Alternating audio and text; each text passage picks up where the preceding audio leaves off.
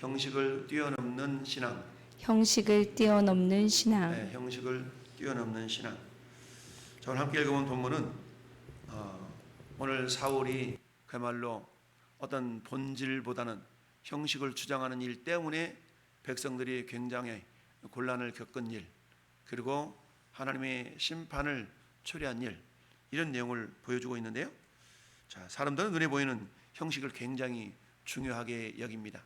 형식이 무의미하다라는 그런 것은 아니지만 형식과 내용 모두를 다 중요하게 여겨야 될 터인데, 그래서 우리 한국 사람들 속담에 맹물 먹고도 이빨 쑤신다라는 그런 속담이 있을 정도로 뭘 중요해요? 형식을 중요하게 여기는 그런 사람이기도 하죠. 자, 종교생활 때로는 형식과 규칙만 남고 생명은 사라지는 그런 우리 신앙의 삶을 살아가는 경우가 있습니다. 오늘 본문에서 사울은 금식을 명령했죠. 오늘 24절 말씀 보니까 내 원수에게 보복하는 날까지 아무 음식물이든지 먹는 사람은 저주를 받을지어다 라고 막 선언을 해버렸어요. 그럼 이 선언 자체는 하나님 보실 때 바르지 못한 선언임에는 분명함에도 불구하고 이 선언이 뒤에 가면은 효력을 발생하게 되는데요. 왜 그렇게 된 것인가? 이 당시에 어떤 삶 자체를 우리가 생각해 보면 이 당시는 아직은 완전한 국가의 형태를 이루지 못한 그런 어떤 상태라고 우리가 생각할 수가 있는데요. 그러다 보니까 어떤 족장 시대나 이런 어떤 왕정 시대 초기에 있어서 하나님은 그 왕이나 족장들을 대표로, 즉 하나님의 위임을 받은 대표자로 인식을 했어요. 그러다 보니까 족장들이 하나님의 이름으로 맹세하거나 이런 것들은 효력이 발생하게 되는 것이죠. 그러니까 한번 입에서 낸 여호와 이름으로 낸 이 맹세의 저주를 할지라도 하나님은 하나님의 이름의 명예 때문에 그것을 인정해 준다라는 사실이죠. 그러니까 지금 사울왕이 백성을 맹세시켜서 경계하 이르기를 저녁 내가 원수에게 법을 하는 날까지 아무 음식물이든지 먹는 사람은 저주를 받을지어다 라고 이렇게 맹세시켰다는 얘기는 이것을 하나님께서 인정해 주는, 그 권위를 인정해 주는 것으로 되거든요. 그러다 보니까 백성들은 어때요? 그 당시 어떤 체제를 알기 때문에 감히 음식을 먹지 못하고 배고픈 상태에서 전쟁을 치러야만 되는 그런 상황이 맞닥뜨려진 것이죠. 그러다 보니까 어때요? 그들이 다 수풀에 들어간 즉 땅에 꿀이 있더라. 배는 고파요. 저 꿀 먹으면 내가 좀 기력을 회복할 것 같아. 그런데도 불구하고 어때요? 꿀이 흐르는 것을 보고도 그들이 맹세를 두려워하여 손을 그 입에 대는 자가 없었다라고 말씀하고 있죠. 그렇습니다. 이처럼 사울이 내린 금식 명령, 이 명령은 하나님을 향한 열심으로 우리가 비춰지지 않습니까? 그렇지만 어때요? 그것은 하나님을 향한 열심이라기보다도 오히려 백성을 살리는 믿음이 아니라 백성들을 하여금 굉장한 곤란하게 하고 지치게 하고 결국은 범죄하게 만드는 그런 일이 되고 말았다는 얘기죠. 그와 반면에 요나단은 어떻습니까? 요나단은 아버지가 말한 것을 맹세하여 명령할 때 듣지 못했다. 그래서 손에 가진 지팡이 끝을 내밀어서 벌집에 꿀을 찍어서 그의 손을 돌려서 입에 대매 눈이 밝아졌다. 근데 그 모습을 지켜봤던, 명령을 들었던 부하가 요나단한테 이 얘기를 합니다.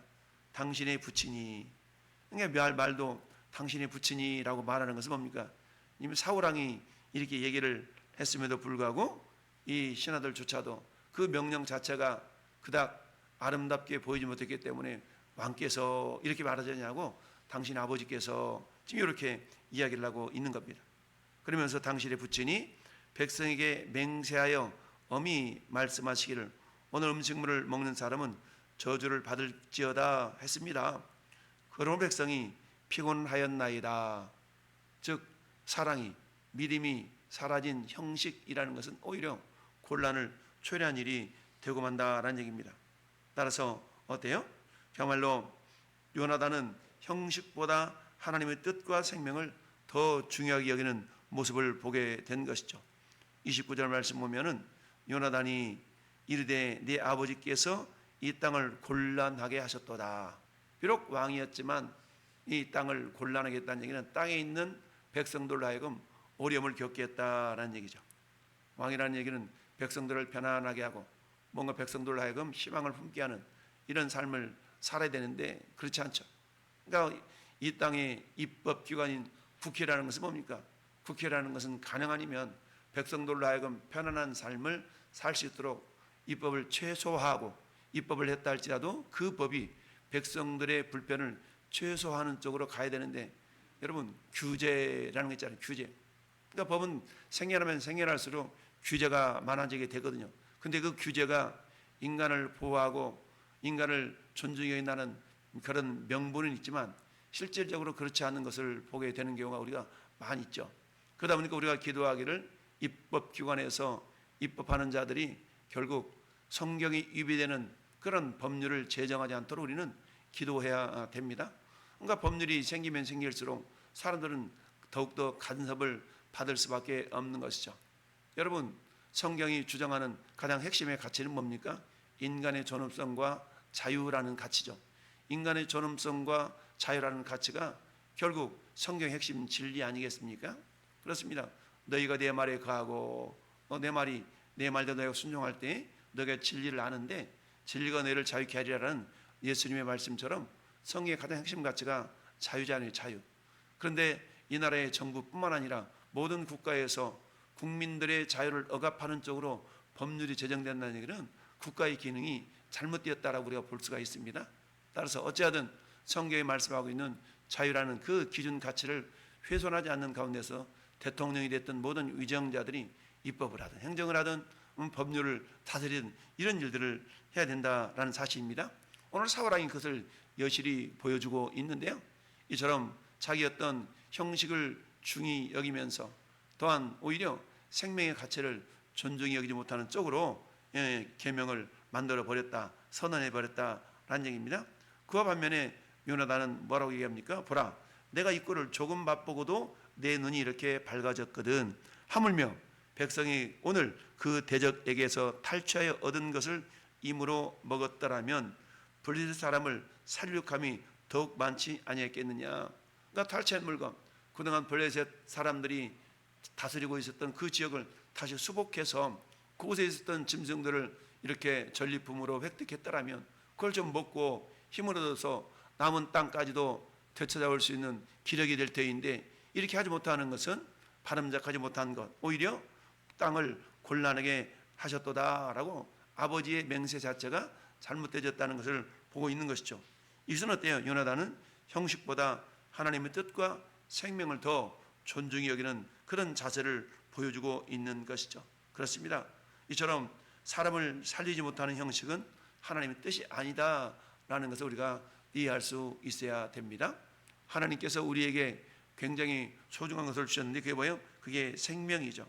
그러니까 생명은 그 어떤 것으로도 바꿀 수 없지 않습니까? 그래서 하나님께서는 어때요? 형식 자체보다 생명을 살리는 순종을 더욱더 우리 하나님께서 소중히 여기신다라는 얘기입니다. 우리가 마가복음 강해를 계속 드리면서 마가복음 1장에 2장에 뭐라 말씀하고 있습니까? 예수님은 안식일에도 주인이니라. 안식일에도 주인이신 예수님, 이라는 말씀의 제목을 우리가 설교를 들은 적이 있는데요. 이것은 무엇을 의미합니까? 한마디로 말하면 안식일이 사람을 위하여 있는 것이 아니요 사람이 안식일을 위하여 있는 것이니라고 말씀하고 있지 않습니까?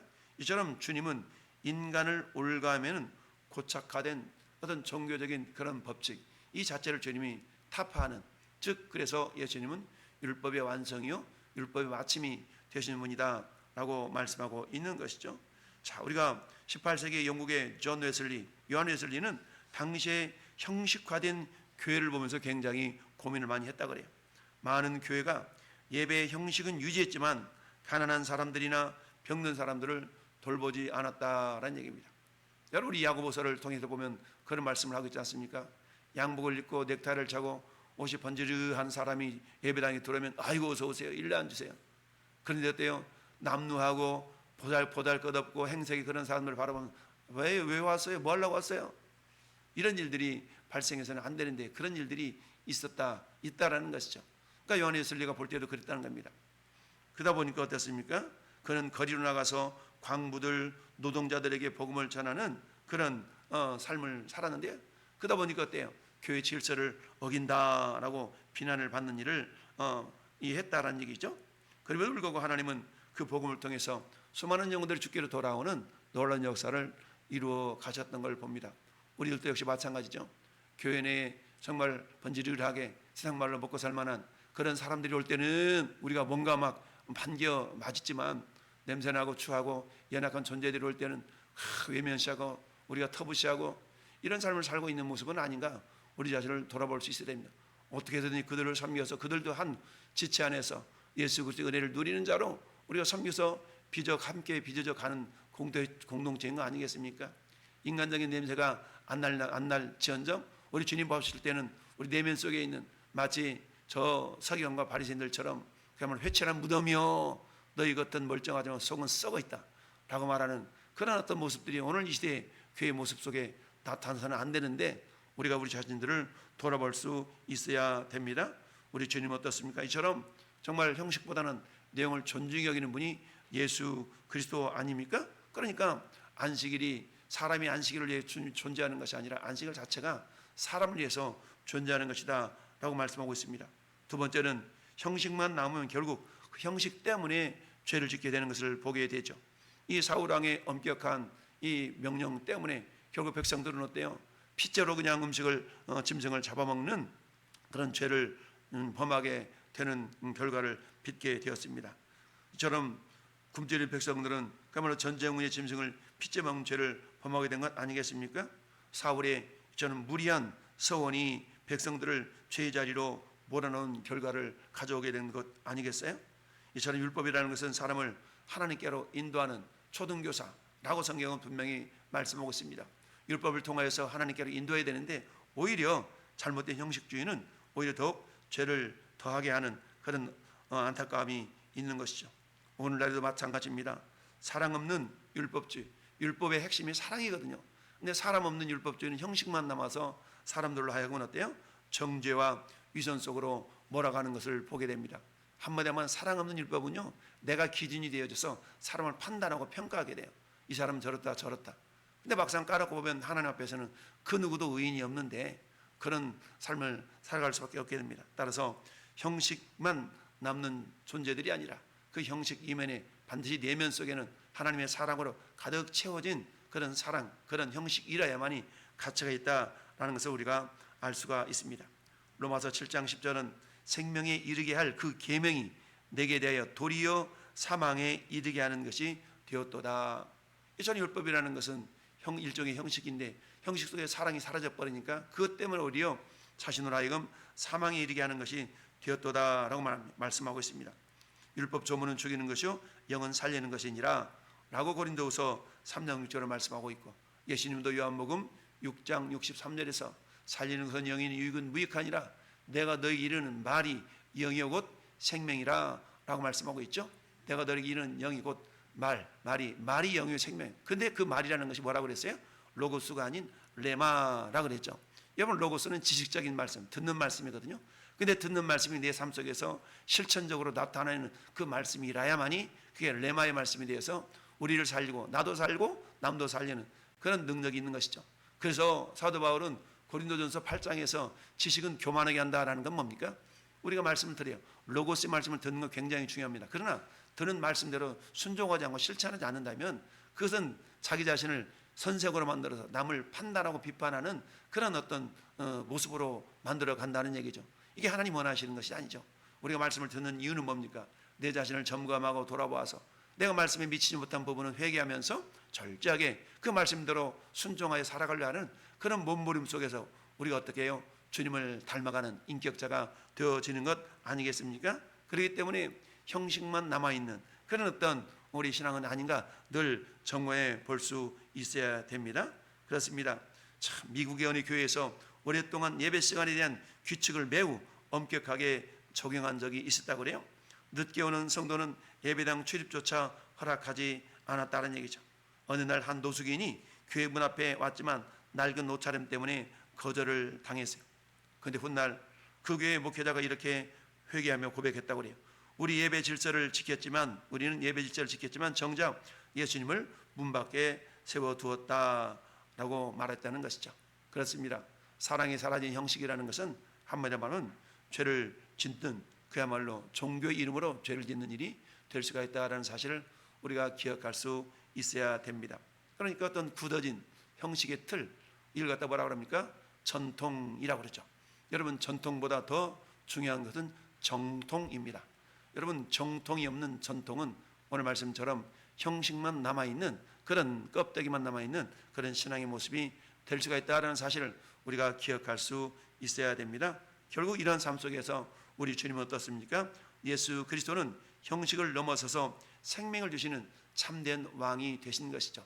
사울왕은 사랑이 없는 형식 때문에 백성들을 곤란하게 했다면, 우리 예수님은 어때요? 친히 당신의 목숨을 우리를 위하여 내어주시는 그 사랑 때문에 우리를 죄로부터 자유케 하고 우리를 하나님의 자녀로 삼아주시는 은혜를 우리에게 주신 줄 믿습니다.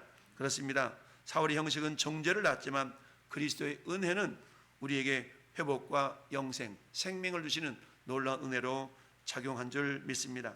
십자가는 인간의 공로와 형식을 무너뜨립니다. 뿐만 아니라 은혜로 우리에게 다가갈 수 있게 하시고 그 은혜를 통해서 우리에게 구원을 선물로 안겨주십니다. 따라서 참된 신앙이라는 것은 외적 형식보다 예수 그리스도를 믿고 따르는 생명의 관계라는 사실을 우리가 잊지 말아야 됩니다. 여러분, 생명이라는 것은 나도 살고 남도 살릴 수 있는 그런 생명이어야 되는 것 아니겠습니까? 여러분, 우리가 고인물 그런 얘기하잖아요. 고인물이라는 것은 쓰다 보면 사라지게 됩니다. 그러나 생수가 될 때는 우리가 어때요? 나도 마시고 남도 살릴 수 있는 그런 것들이 되죠. 예수님이 요한복음 7장에서 나를 믿는 자는 그 배에서 생수의 강이 흘러나오리라. 무슨 말씀입니까? 예수님을 온전히 철저하게 제대로 믿는 믿음을 가진 자는 자기 자신도 사는 것뿐만 아니라 남도 살리는 신앙생활을 한다는 얘기입니다. 그러나 제대로 된 믿음이 아니라 형식주의적인 신앙을 가진 자는 자기도 살아나지 못하고 남도 오히려 남을 죽이는 그런 그야말로 종교인으로 전락할 수 있다는 사실을 기억하면서 오늘 하루 정말 사울은 신앙이 열심히 있었어요. 그러나 내용이 사라져버렸다는 얘기죠. 그러나 우리는 형식이 중요하지 않다는 것이 아니라 그 형식 안에 사랑이라는 내용물을 가득 채워서 나도 살고 남도 살리는 그런 믿음의 사람이 되어야 될 줄로 믿습니다. 그렇습니다. 참된 신앙은 외적인 모양보다 하나님과 살아있는 관계에 있다라는 사실을 기억하면서 오늘 하루도 형식에 머무는 신앙인이 아니라 예수님 안에서 생명을 살리는 그런 믿음으로 나아가는 우리 모든 성도가 될 수 있기를 예수님의 이름으로 축원합니다. 아멘.